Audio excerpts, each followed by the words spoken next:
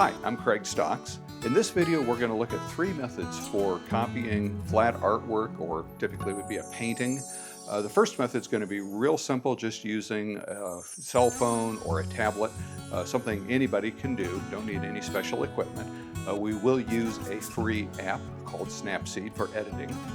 The second method we're going to look at would be if you have a basic studio with access to some studio lighting like a softbox or strip lights, and using a mirrorless or DSLR camera, you can get better results. The third approach is what I do here in my studio in Southwest Utah when I do professional artwork reproduction using a very high-end camera and a process that's really tuned for accurate color reproduction. Now, the image we're going to be using is this painting by a friend of mine, Ken Church, and you can see it's already been varnished, so it does have a glossy finish. That won't be a problem by either carefully setting the lights or with the kind of the third method, we're going to use cross polarization so that we don't have any problems with reflections. So with that, let's look at the first method, the very simple way of copying a painting. This method couldn't be any easier. We just have the painting laying in bright sunlight on a gray mat board so that the mat board isn't providing any color. We wanted just a nice neutral background. And then I have the little color checker color reference in the frame also. I'm just going to use my tablet and I'll arrange the tablet over the image so it's centered, take the picture, and we're ready to finish up processing on the tablet, and we'll have an image that's ready to go. Couldn't be any easier. Just for comparison, I've moved the picture into open shade, and we'll take a picture here and see which one works better. Okay, so let's look at the photos that we took outside, and to do that we're going to use a free app called Snapseed. This is available for both iOS and Mac. And first we're going to load the image that we took. So I'll just click the plus sign, and that will give me access to my photos. And we'll start by selecting one of the photos taken in bright sunlight and select Add. And there's just a couple things that we want to do to this. We want to correct the perspective to make sure that it's square. We want to check the color balance, and then we'll crop the image, and then lastly we'll export the image. So first let's set the color balance. To do that, I'm going to tap on Tools and White Balance. And there's three icons at the bottom. The one on the far right will give me a picker that I can put right over one of these gray spots and then click the check mark. And so now that has neutralized any color cast that might be there. Since this was taken in full sunlight, that's usually not a problem. Next, we'll go to Perspective. And this just lets me adjust the corners of the image so that it lines up with the rectilinear lines on here. Maybe hard to see on the screen, but I'm basically just dragging the corner to get everything to line up nice and square. Something like that. And then the third step, I'll just click Done. And then the third step will be to crop. And we can just move the crop lines in so that it's just inside the border of the painting. Most people, most of the artists that I do work for want it cropped so that you don't see anything surrounding the image. So you wind up actually cropping just a little bit of the edge of the image out. And with that, the image is done and ready to be saved. And I can just click on this Save, Export, and save a copy. Actually, I want to export.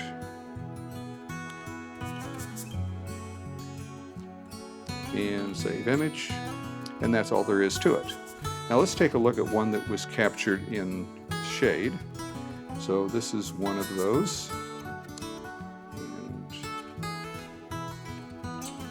And it immediately looks much more blue. Don't know at this point if that's good or bad, because the first thing we need to do is address the color balance, because I can see there's quite a bit of blue in the grays.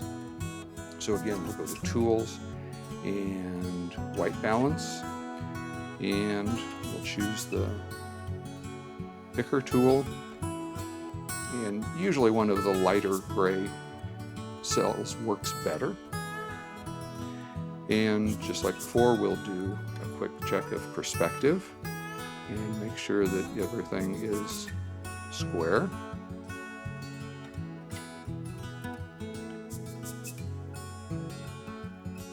And then the last step will be to crop.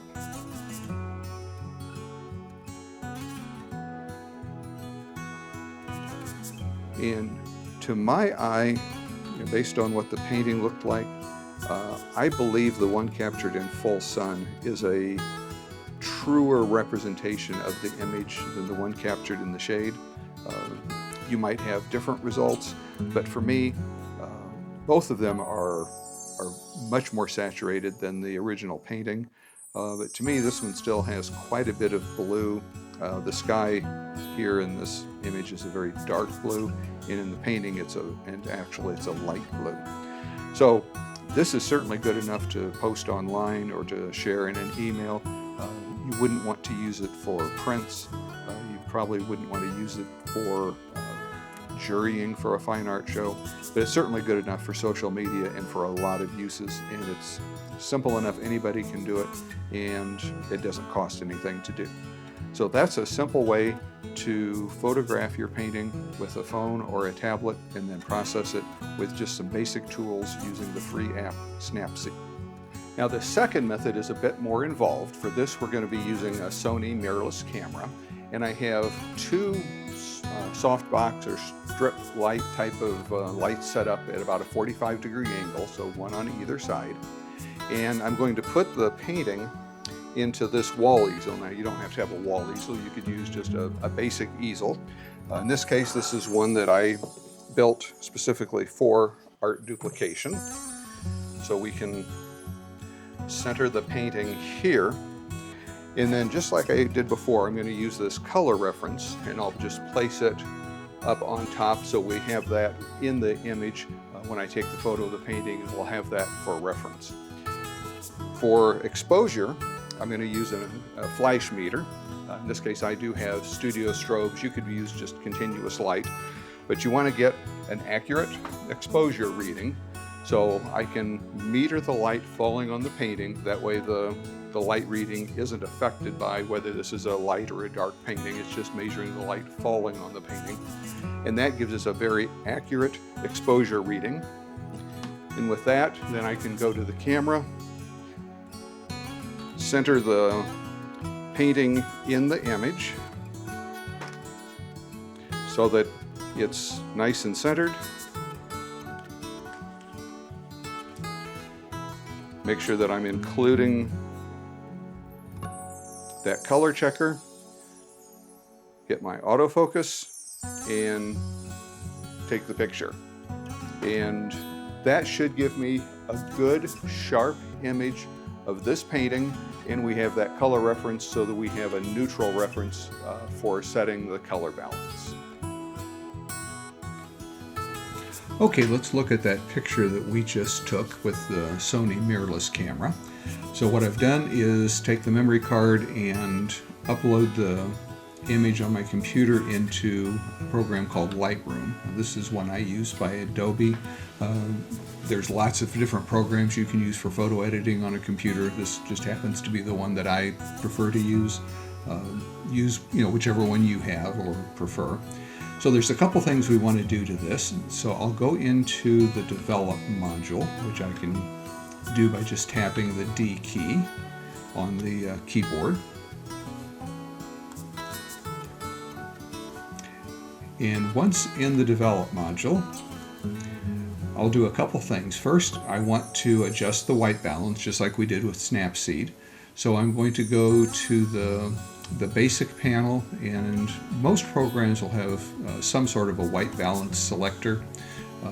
Just like we did in Snapseed, I'll go to the same light gray sample, click on that, and that adjusts the color balance for the whole image so that these neutral panels or samples are neutral. Now I need to adjust the cropping and the squareness of this, again, just like we did in Snapseed. So I'm going to go to Transform, and there's a guided transformation that lets me draw a set of, in this case I'll draw 4 lines that will define the box that should contain this painting. And they don't have to necessarily line up right with the edge, but they need to be parallel to the edge. Now I can go to the crop tool, and I'll crop this image just like we did with the one from the tablet. And with that, this image will be complete. Now again, just like the image from the tablet, looking at this, I would say it looks overly contrasty and overly saturated.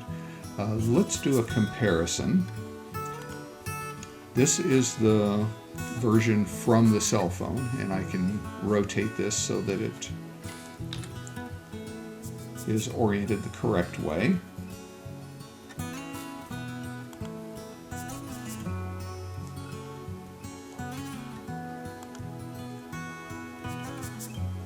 Recording and doing everything at the same time is a little bit problematic for my computer.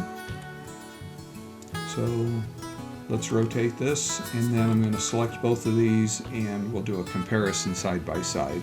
So the one on the left is from the tablet using Snapseed. The one on the right is from the Sony. Even at this scale, I can see that the one from the Sony is quite a bit more detailed. The sky is more correct. Just like the tablet one, although not quite as exaggerated, it's a little bit too contrasty. It might be a little on the dark side, so I might adjust this to brighten it up just a little bit. But if we zoom in and look at the details up close, so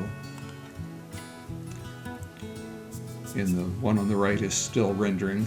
The one from the cell phone really isn't terrible, but it's just not as sharp. You can see it's not zoomed in as much as the one on the right, and you can see lots of details in the version from the Sony camera that you just don't see in the one from the tablet. If you only saw one or the other, you might not notice that there's a difference, but there is a difference. Again, post either one online and I'm sure nobody's going to complain. The biggest problem with all of this is that the cameras and the processors are designed, like I said earlier, for contrasty, attractive, vibrant color, not for accurate color. And when we're reproducing a painting, the focus really has to be on being accurate, not being more saturated or a little bit different color or more contrasty than the painting. You want it to look accurate. So let's look at the third approach. Now this third approach is the one that I use to professionally reproduce paintings. I do it here in my studio in Southwest Utah. And I've made a couple of changes. First, I've changed the camera, so this is a high-resolution 150 megapixel camera, very well suited to flat artwork reproduction. And I've switched the lights, so instead of the softbox, I'm using 4 Profoto Studio strobes. Each one has a polarizing filter over it, and then there's a polarizing filter also on the lens. So the cross polarization will allow me to completely eliminate any reflections that might be in the painting. I've also switched out the painting for this large color reference, and I'm going to start by taking a picture of this. Now, because I always use the same lights in the same place, the camera settings are always the same, so this should be very close, but I always do this as a cross check. So the first thing I'll do is just take a picture of this color reference, and then I'll use that in the software to ensure that we have the correct color balance and that all the colors are correct. Normally when you're doing a color balance, you're just color balancing based on a gray tone. This will let me color balance based on grade plus red, green, blue, magenta, yellow, cyan. So we'll have much more accurate color. Now I'll simply swap this reference for the painting.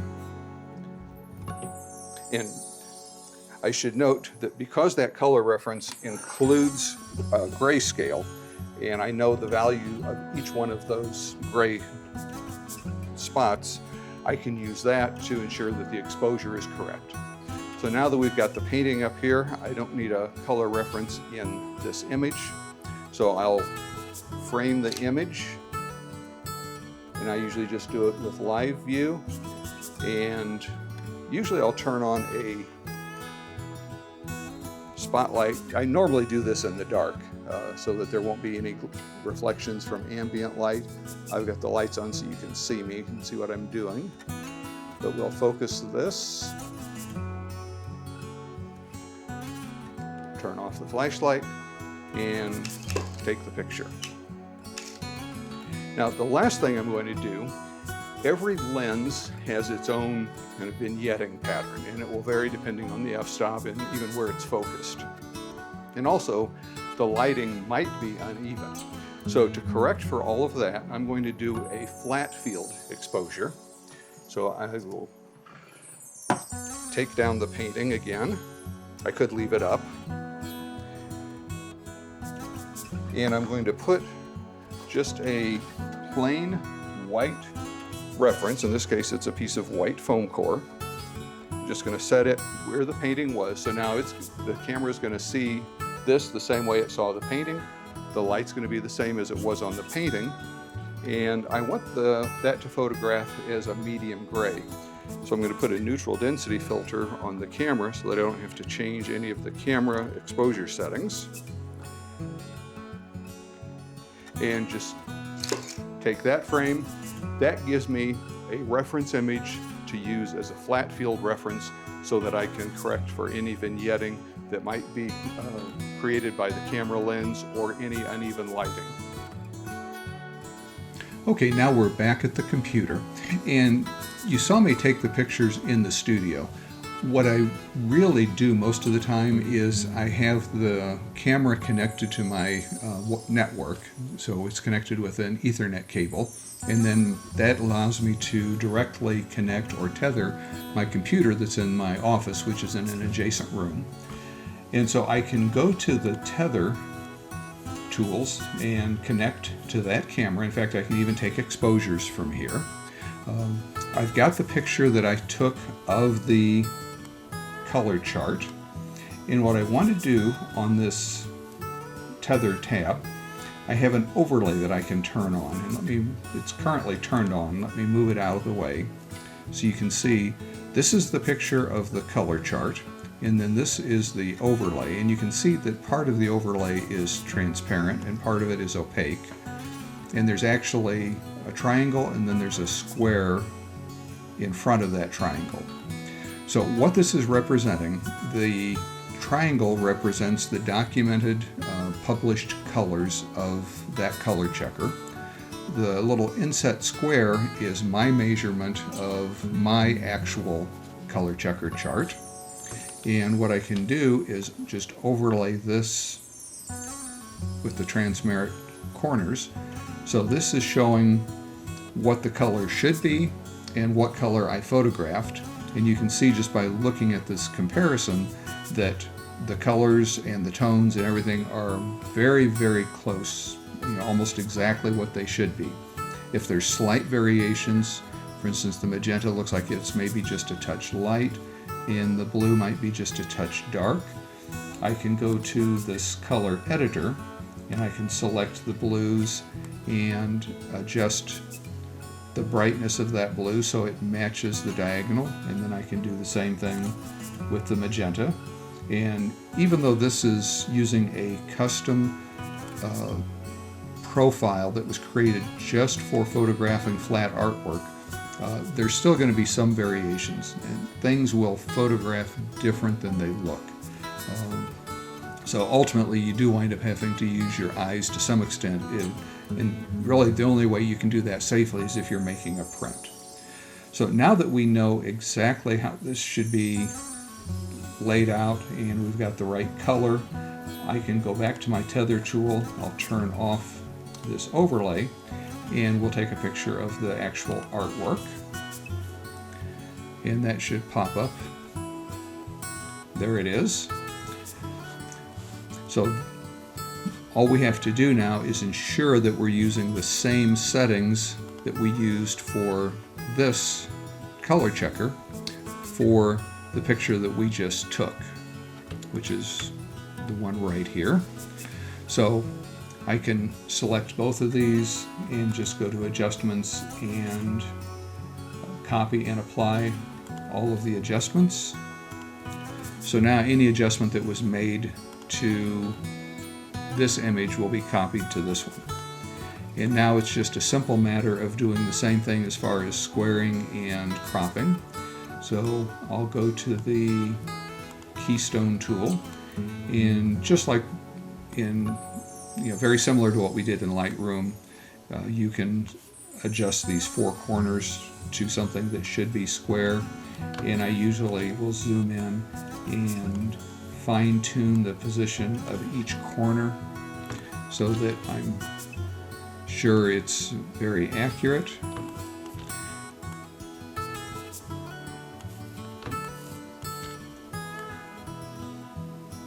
And with that, now I can apply this. It's hard to see, but there's an apply button right there. And that squared up the image. And now I just go to crop, and like we did before, we'll crop this image. And we may have to adjust the aspect ratio. I think for this I'll just go to unconstrained, and that will let me adjust the aspect ratio to exactly match the painting. And at this point now we have the image adjusted, balanced, exposure set, the colors are all correct. It doesn't look too contrasty. It has nice bright reds. It has a nice rich but light blue in the sky. So I feel confident that this is as good as it can be. If we zoom in and look at the detail, we'll see that it's extremely detailed. Again, this is a 150 megapixel camera, so it captures a lot of detail. And with that, now I would just export this as a Photoshop file that I can then clean up if I need to in Photoshop. If I'm going to make any prints for the customer, then I would typically do those from Photoshop. And then I would create 4 JPEG versions of this, a small, a medium, a large, and then the full resolution, and provide those to the client. So they have JPEGs ready to use. They can post on social media. They can submit to juried art shows. They can send off to have prints, or they can have me make prints, whatever their preference. I charge $25 for this service. That's the same price I've been charging for the last 10 years. As a wrap-up, let's look at the 3 images that we just did. On the left is the one from the third version, the kind of what I would call the professional approach to fine art duplication using high-end equipment, cross-polarization, a very high-resolution camera, and a color-managed workflow that ensures accurate color. In the center is the one from the iPad, so similar to what you would get with a phone. And then on the right is using a Sony mirrorless camera in a studio environment with light setup. All 3 of these are perfectly usable. As I mentioned, the one with the phone is by far too bright, too contrasty. But if you post that on Facebook, I mean, you don't know what kind of screen or device people are looking at it. Very likely they're not using a calibrated monitor in the first place. So it will look just fine, and it will, be perfectly suitable. If you wanted to do some adjustments to this, you certainly could adjust the contrast and saturation. The one with the Sony is not bad. It's certainly better than the one from the tablet. But again, it suffers from more contrast than the original painting had. And if I look at the reds, and I've got the painting sitting next to me over here so I can look at it as a comparison. The recommendation is you shouldn't view something right next to your monitor because they're two completely different ways of looking at something, but rather set it off to the side so you can look at it and then use your visual memory to compare. But I would say the reds are a little bit on the bright side. The darks are a little bit on the dark side, so again, that's an indication of more contrast than the actual painting has. And especially in some of these very dark areas, it starts to get too dark and you start to potentially lose some of the detail. The image from the professional process has retained detail throughout the dark areas, the bright areas. The contrast looks correct relative to the painting. I say ultimately the only real test would be to make a print, and it's very possible that if I made a print I would need to do some fine tuning to make the print look just like the painting. If we zoom in on these, it may take a while to zoom in, but there is a lot of detail in the image from this is the one from the medium format camera, and the file is so large it takes a minute to render, but there is just enormous detail here. Much more so than from the one from the Sony. Although the Sony at 64 megapixels is still a very good camera. So that's a comparison of the three processes. I hope you found this useful. If you have any questions, be sure to drop those in the comments down below. And as always, I hope everybody has a great day today. Thanks.